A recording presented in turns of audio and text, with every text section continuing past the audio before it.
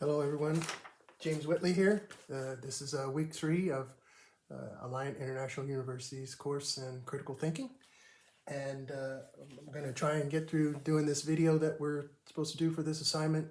I'm not particularly very good at this. Probably some of my age shows in my lack of use of this technology to do presentations. It's not the first time that I do one of these for Alliant. But I'm trying to get better. I bought some additional tools to kind of help me do this. I got a little stand for my iPad to do filming, and I'm on a really, really good mic that's going to hopefully give a better sound quality than just speaking in air to the iPad.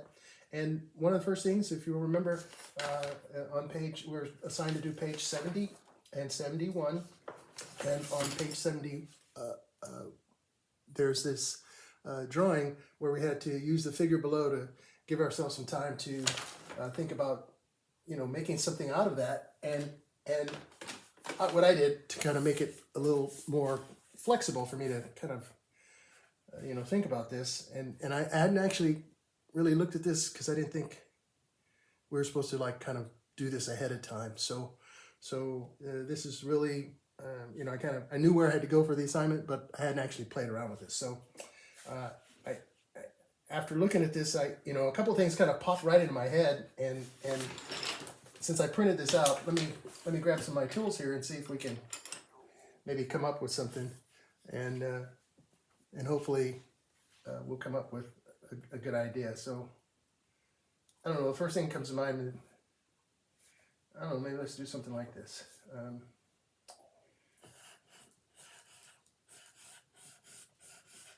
Yeah, I'm a horrible artist.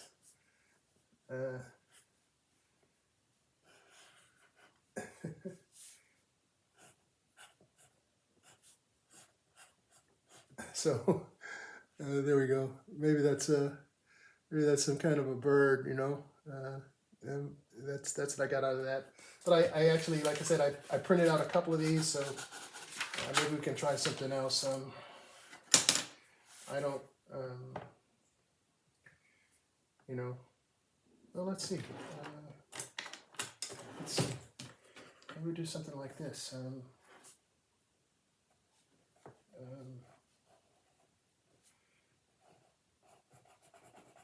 Yeah.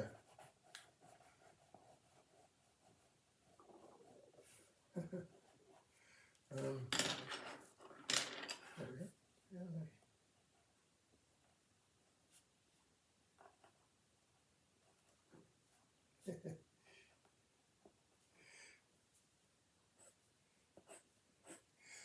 That's a bloodshot eyeball. Anyway, so that was kind of cool. That's what I came up with for that number 1. And then the other thing that we had to do was and I also printed off copies of that just to give myself a little more leeway, is to take this figure and we have to try and make this into 4 equal parts that are the same size and shape. And I think this is kind of a math problem, but let's play with this a little bit.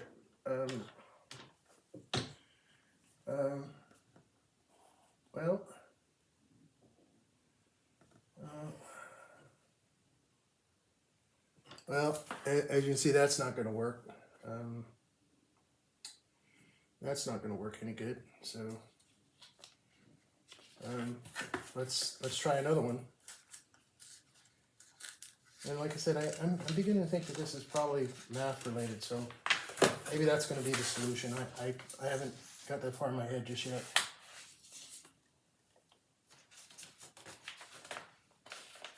Yeah. So let's see. Maybe something like this. Oops. Forget my drawing, but yeah, that's not going to work either because these two right here and here are the same size, and these two are the same size. They're not all the same size, even though we got it into 4 pieces. So again, I'm thinking this is a math problem. I've always been a difficult math student. And for somebody that wants to teach science, that maybe is not a good thing to maybe say, but that's just the reality of it for me. Only course I ever failed in my life was calculus, and I talked about it in a post, I think. But so earlier when we did this and we got those 3 segments, so we had 3 segments, right? So how can we get 3? Oh, well, 3 times 4 is 12. Is there a way we can make, let me get another, we'll try something different here. So there's 3. Yeah, 3.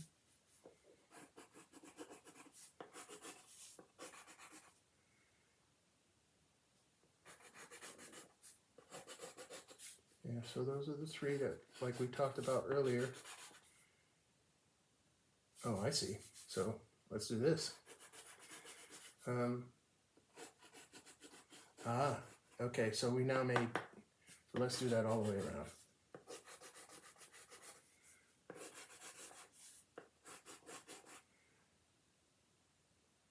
So now we got, so how do we, like I said, this is really a math problem. So I think I got this. So now to get,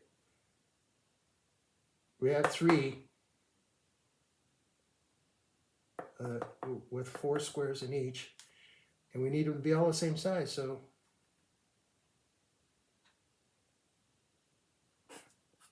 let's take the 3. Oh, okay, equals 4. So there we go. Look at that. So there's 1.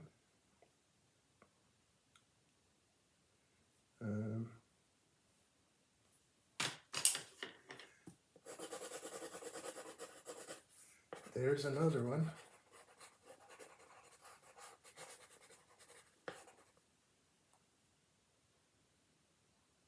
Oh yeah, this is going to work out. I should have got more colors. So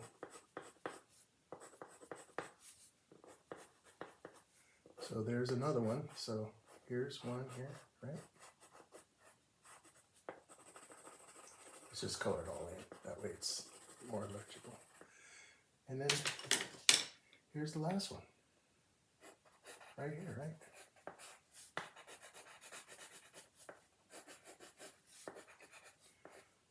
Yeah. So there's 1. There's 2. There's 3. And there's 4. How about that? Okay. Wow. Okay, so that surprised me. Okay, so that was probably easier than I might have thought, but actually it was still hard. It was kind of a little bit of a math problem. So anyway, so that's where we're at with those 2, and now we need to move on to doing this candle.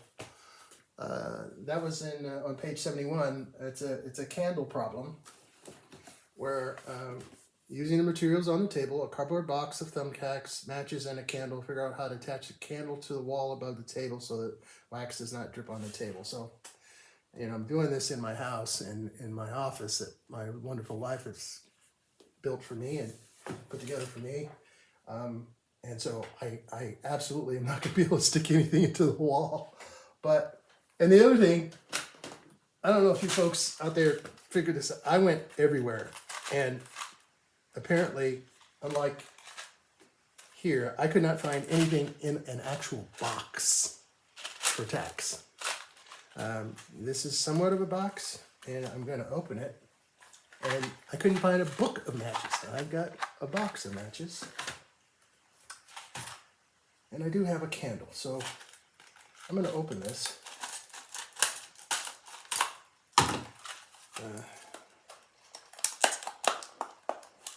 Let's see. Yeah, I hope this is not considered part of the setup. I don't think it is, but I'm gonna maybe get after these tacks. And okay, now I got tacks now. I don't know. I don't know if you can. So I dumped all the tacks out, and oops, yeah, dumped all the tacks out, and here's my little box now that the tacks came in. And here's my candle. Got a little birthday candle. I guess I could have used something bigger, but there were no restrictions on size. It didn't seem like. And like I said, there was no I could not find a book of matches, you know, so I've got wooden matches. So now we have to figure out how to make this not, and this is my wall. So,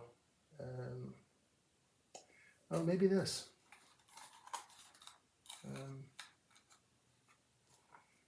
I don't know if we can get these to go through this plastic or not, but we're going to try and put a thumbtack through this box. I think that's maybe the way to go. Maybe a couple thumbtacks. Yeah. See, we punched thumbtack through the box. And let's see if we can get it to stick in my wall here.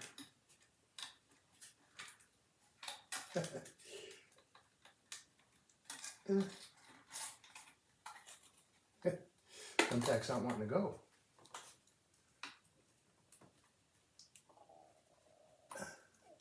How about that? Well, maybe I need a softer wall. Maybe we do a starter hole.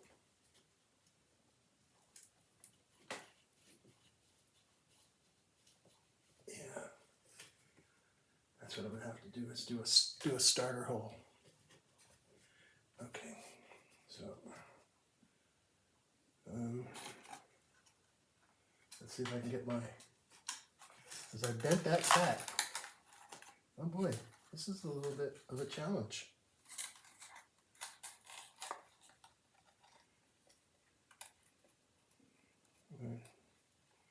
I'd say it's 2020 here.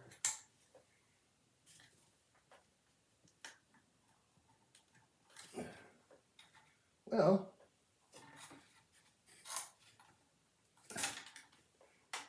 doesn't, okay, I think that needs to be a little sturdier.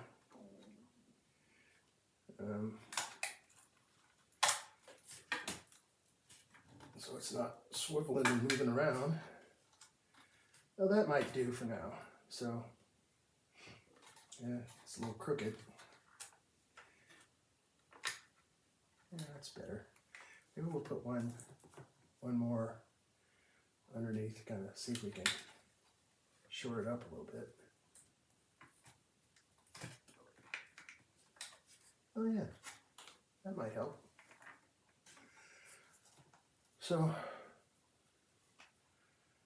okay, there's my candle.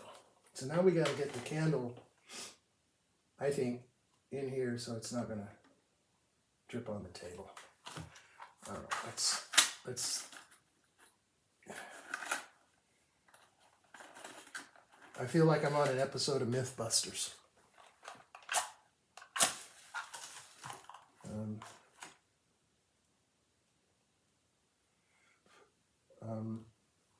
Oh yeah, let's try this.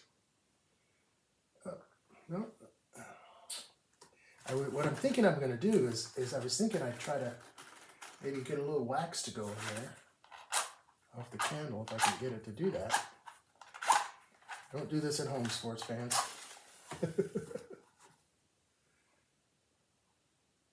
All right.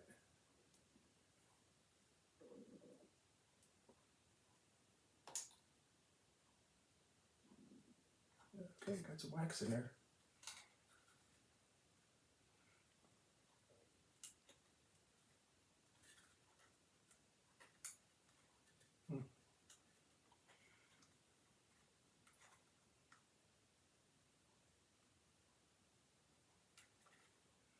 Hey, well, look at there.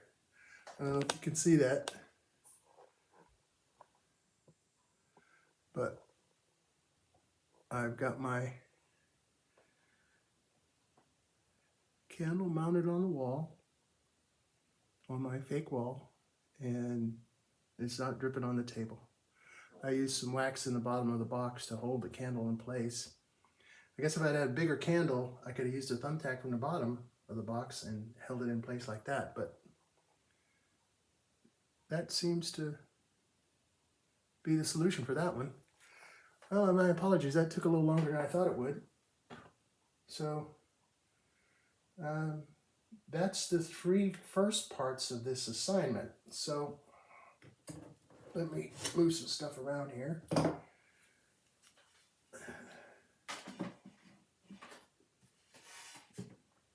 And move on to the next component of this week's video.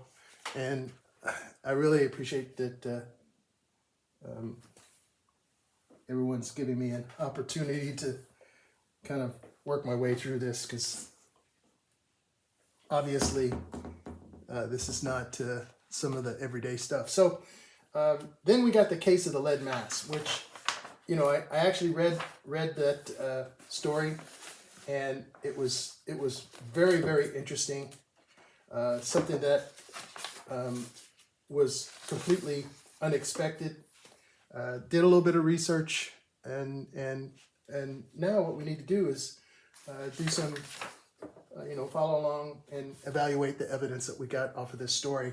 One of the things that I took away from this was that I thought was crucial to note, and I wrote these down, was that the story was broken up into 29 sentences that I made some notes for myself about which each one of those sentences were. If you look in the text of the story, it actually it's embedded in the story. There's a little note next to one of each sentence, and so I use those as notes for part of my analysis on this. And of course, this story is about these two electrical techs from my wife is actually her dad was in the Air Force, so she was actually born in Brazil. So she has, my little Italian wife has dual citizenship. She's got so she was born in Recife. Campos, as they call it for short, the city where these guys came from. And my little study here, my research when I went on like MapQuest and also on Google Earth, holy smokes, it's a 3-hour, almost 4-hour drive, by car or bus, I would imagine, to go from Campos to Niterói, where they ended up dying. And what I thought was kind of interesting about this whole story was it's got some parts to it that we'll probably never figure out. And I think this has to do with when it was done, when this happened in 1966. And because in some of my research on this issue is that records are kind of hard to find from back then. But let's go through it and actually try to go through some of the points in the text about this. So number one, it says the crews in Vienna expected to meet someone. I think I want to say that's PT. That's probably true. I think that the idea that they got on this bus and they had written instructions. We're told that in the sentences here that they were given written instructions to show up at 4:30 in the afternoon local time. And this was in the notes. And so, I don't know about them being in suits. Maybe that's just something that as professionals, because they were, in a field that probably at that time was not a whole lot of people in it, but maybe there was some level of professionalism was supposed to be expected, and so maybe that's why they were dressed in suits. There's some other parts of that I'm a little bit confused about, but but anyway, so here's one thing that I did learn. So you can go into a couple of little timelines, and as an example, I did two things, especially since once they got to town, one of the things that was revealed that I think was very interesting was that they, did this work to build themselves some lead masks, eye masks. And, I looked on a couple of sites, and I guess if you were looking at trying to prevent something from damaging your eyes, these things might have been good that they made in Viana's shop. But what's difficult for me to get is that, if you were trying to protect your body from radiation, if that's why they were using lead, and that's maybe part of the supposition as well, that they were trying to either block light or block radiation that they expected to encounter. That's item 2. It asks if they expected to. That might be probably true, but as the text says, probably true, but might also be false. So I think that's a PT for number 2. The Cruz, number 3 says, De Cruz and Viana were conducting an experiment. I think that's, well, I hate to keep using the word think. I'm gonna mark that as a U. There's really not enough evidence to show that they were conducting any kind of experiment. I think we would find that there's some other research that is out there, that's questionable sites that talk about these guys maybe being what they called scientific spiritualists.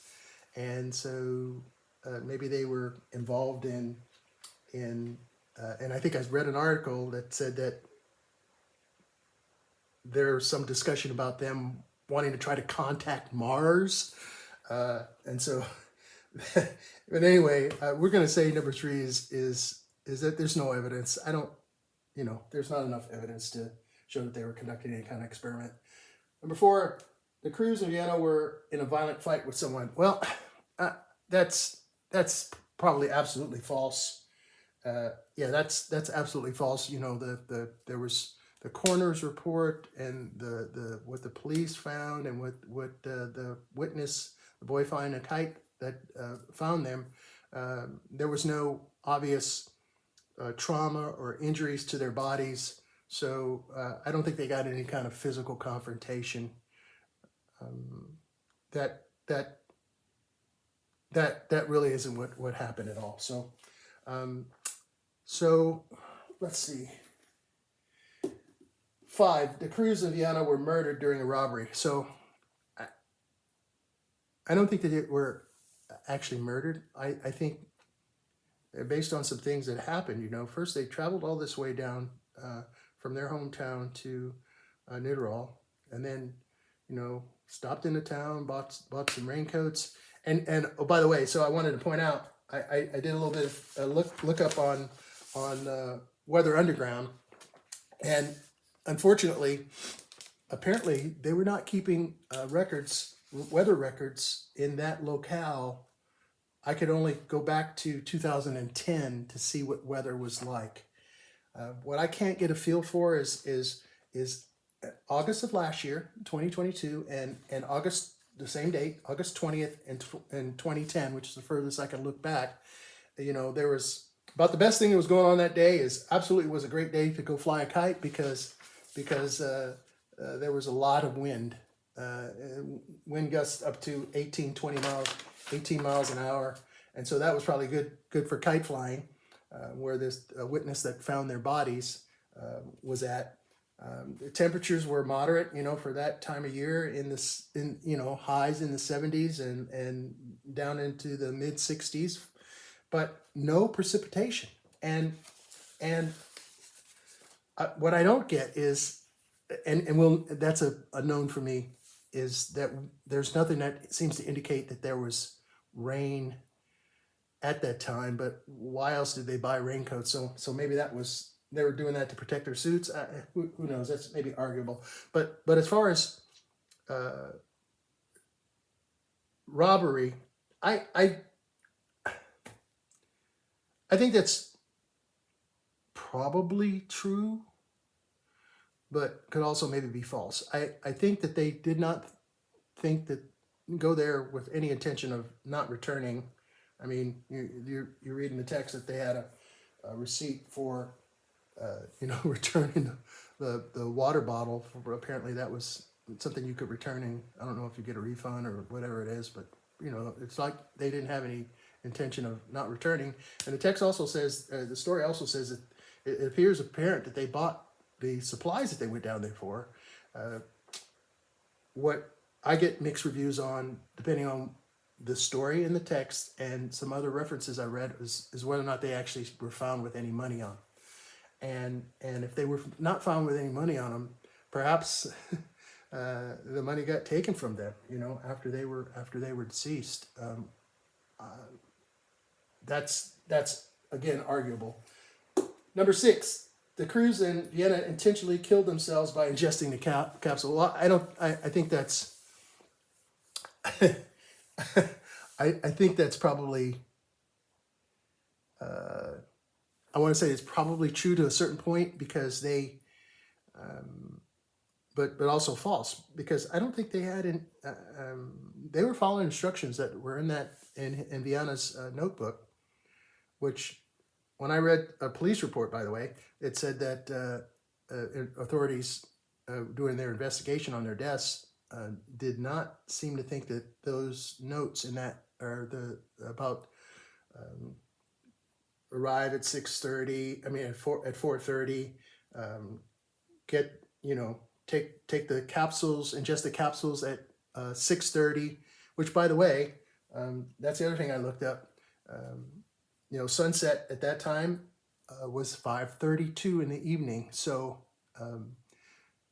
it was already dark when they took those capsules. So in the back of my head, I was thinking that perhaps that was so someone that meant to do them or rob them or take advantage of them, knowing what was going to happen when they ingested these capsules, they took advantage of the fact that it was going to be dark and no one would maybe see them and take their money. So it's very interesting, that whole part about robbery. Kind of, I mean, I want to think that maybe that's part of my working hypothesis, that I don't think that these guys intended to kill themselves. I don't think that they deliberately intended to kill themselves. They were seeking something else, maybe some spiritual enlightenment. The text also the story also talks about UFOs and UFOs being sighted, and that's a pretty big unknown. That's number 7, talking about aliens. I mean, we're still searching for life out there and other life out in the universe. But did Mr. Spock come down on a spaceship and take these guys out? That's definitely not enough evidence to even talk about. So I kind of threw that out as any kind of thought process about aliens. I don't. Not that I don't believe that there's life out there, but I'm just saying, as a scientist, I have to actually tell you I do think there's other life out in the universe besides us here in our little world. But anyway, I don't know if they expected to meet aliens. I also don't think that they were killed by aliens. We just don't. It's probably false. That's definitely a PF for me. I think there's not enough evidence or anything to show that was happening. So the big takeaway for me on this, and part of my whole idea, my whole working hypothesis on this is that these guys were they left to go travel this long distance for some purpose, and they were given clear instructions, and if you recall, I think sentence 18 in the text talks about the witness or the bartender or whatever, while they're at the bar, they reported that Viano was very nervous and always looking at his watch and seemed very nervous and whatever. And like, so they had every intention of meeting the schedule that they were given in those notes, saying, okay, be at the arrival site or the site we want you to go to at 4:30, and then take the pills at 6:30. So they were given clear instructions. So I don't think that they had any inkling, and of course the water was just so to make it. They bought the water so they could easily swallow these capsules because that was in the instructions for them to do, right? I don't know if all the things that I had some other notes that I had taken. Let's see. Yeah, and I think the big key is the money, because that was the other thing that was like a speculation. No one knows exactly how much money that they took out, withdrew, or got a hold of, however they get their money back then, from bank or wherever. Whether they had enough to buy the supplies, and apparently, and what I'm getting from this is that they did actually buy the materials that they needed for their work. So that's another key to me that seems to maybe indicate that, hey, we're going to go down here, we're going to pick up these supplies that we need, but maybe buy a car, but we're also going to do this other thing, whatever that was involved, and whatever expectation that was supposed to be. This is definitely, this could be on America's Most Wanted or Unsolved Mysteries, because it definitely is an unsolved mystery. I think they were expecting to meet someone. I don't know who they expected to meet. Maybe there's some speculation, and we could, make an assumption or put in some kind of a hypothesis that they were expecting to meet aliens or some spirits, since they were scientific spirituals. Maybe they were looking to get some enlightenment. I think there was one blog that I read online that talked about these spiritual, scientific spirituals being interested in getting some kind of spiritual enlightenment from psychotropic drugs like LSD or whatever. So all of that speculation, there's nothing to prove. The biggest thing that's kind of sad about this is that the mention that the coroner was too busy to take a look at them, and by the time they did, their organs were decomposed, and so there was no good toxicology report. These guys probably died from the pills that they ingested. Whether it was done in with malice, and someone wanted them to die, it seemed like an easier way to do that than to make them go through all that stuff just to take their money, unless that part of the plot was to get them to believe they were going to be experiencing something else and then take their money from them. I find that also kind of maybe a little bit difficult to believe. That what is a point of order, I looked up on, and I found this site, USA Today. It lists the 50 most dangerous cities in the world, and a large majority of them are in Brazil. Campos dos Goitacazes, I'm pronouncing that horribly wrong, I'm sure. My wife probably could pronounce it better for me. Is 35 on the list.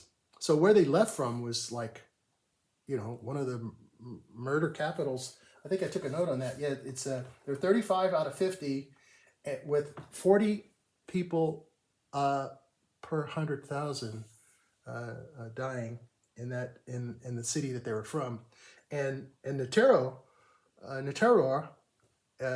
is not too far from Rio, which is really not an actual. That's on the list as well. I can't remember where they were at as far as their crime rate or murder rate, but I don't think these guys were necessarily murdered, and I don't know if we'll ever find out. But my point in saying that and mentioning that is that I suspect, and there's no data to either refute or prove that. So, but the coroner was maybe busy because he's handling other murders and deaths, in that region, and that's why he didn't get around to these two poor fellas who were, relatively young. They're in their mid 30s and probably good shape. At young families. They were in an enterprise that was probably for the time for them fairly prosperous. And I got to imagine in 1966, inflation in that country was just probably overwhelming. But so they for them to get money together to go buy supplies for their business, which was self-promoting, but then to maybe also have supposedly enough money to also buy a car. Um, the mix in between that is where did that fit into the lead mass, the specificity of them showing up at a certain time at a certain location, and Morro de Vientiane is a, if you looked it up on Google Earth, it's a high spot. There's a highway that goes by there. It's a vista. It'd be like if you were driving along a highway somewhere in California and oh, here's a vista, pull off here and look and see whatever, because it's a high spot. Strangely, and I don't know if this is related or not, but apparently there was a note in some of my research that I did about another electronic technician 4 years prior to this event that died on another hill in the same region. And that could lead you down past, we can't even speculate. So anyway, I probably run a little bit long. I hope this can give my insight and what I thought about this particular case. And it's been fun. And now we're going to hopefully get this submitted. Thank you. Bye.